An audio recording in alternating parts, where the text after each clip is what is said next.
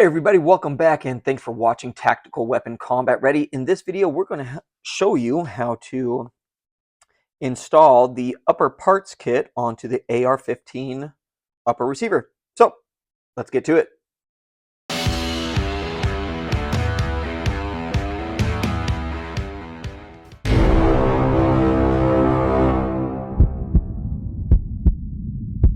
All right, so things that you are going to need. We're going to need the dust cover rod, dust cover spring, and then the dust cover C clip or clamp. That's teeny tiny, so be careful you don't lose that. Then we're going to need the forward assist spring, and then the retaining pin right here. And then, of course, the upper receiver itself. Tools you will need.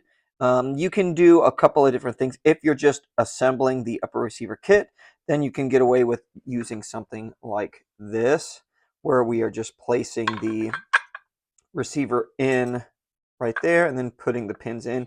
If you are planning on doing a complete assembly with the barrel and handguard and everything, then you would want to go with something like this. So this is my favorite. This is from Visum. And then here is just kind of a standard upper receiver vice block. And what you would do with these is you'd install it here. And then we'd take these push pins and then put them in like that, and then you'd be able to put them into your vise, which I have one over here. Okay, but right now we are just going to do the upper kit assembly, and then we will do the barrel assembly in a separate video. All right, so first thing we're going to do, we do not need any specific blocks for this. So I'm just going to do it without anything. So just the punch pins and the hammer is what we're going to be using here. Okay, so let's go and start with the dust cover first. So what we're going to be doing is we need to make sure that we are lining up these holes here. This rod is going to be going in there all the way through, but we need to get this C-clamp on first. And so when we are looking at the dust cover rod, we can see that little cutout right here. That's where this is going to go. Then when you get it in, it's not lined up very well. Okay, once we get it,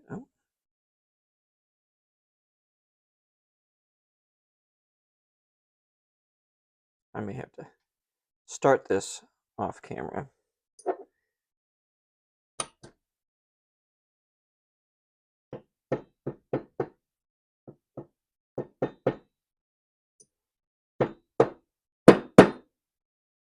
All right, so here we go. We got it on. And what this is going to do is it's going to prevent the guide rod from slipping out the back. So it would go in like this. So we have that C-clamp right here, and it allows it to go all the way back, and then it'll stop right there. So it won't be able to slide through. And then once you put the barrel nut on, that's going to prevent it from sliding out this way. All right, so we have that on. Let's go ahead and get our dust cover on. Now when we put this on, we're going to put it on like this, so the locking detent pin should be visible. We should see the whole housing. We shouldn't see this flat part, so it should be down like this. We're going to put that guide rod through, and then we're just going to put it through about halfway through this opening, and then that's where this spring comes in. And with this, I've seen some where it hasn't been loaded, but I usually load the spring. I don't know if that's the correct terminology or not, but that's just what I do. So what I'll do is I'll grab it, and then I'm going to spin it like this. So now it's got tension on it, and then I'm going to line it up on that rod and push it in and through.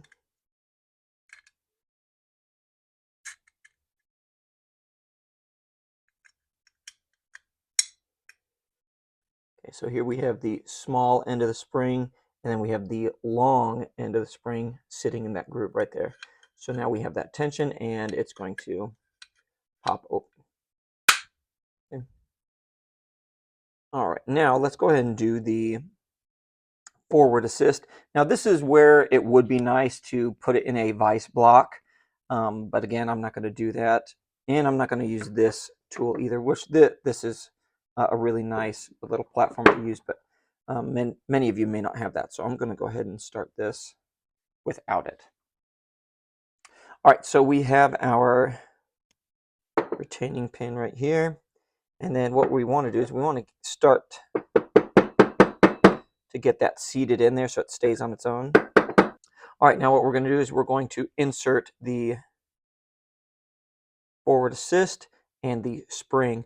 Now with the forward assist, we want this little 50-degree notch right here. I mean, sorry, 90-degree notch. Okay, let me get this so I can point it out better. This notch right here.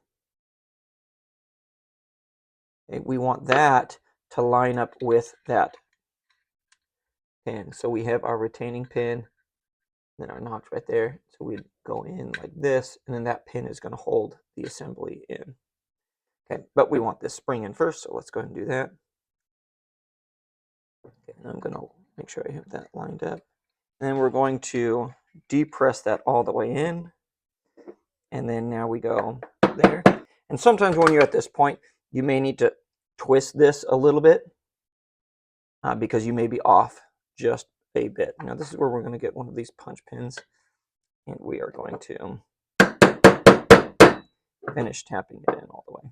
See, so now here I'm just going to use this tool just really quick to show you. So that's where this would come in handy and be really nice if you have one.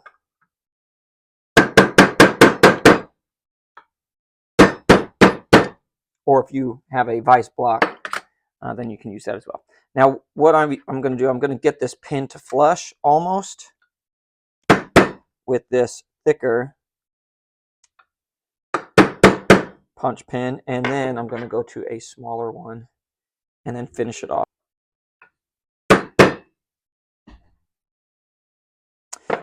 All right, and then that would do it. So we have a now completed upper receiver. Thanks for watching. Don't forget to like, comment, and subscribe. Until next time, we'll see you later.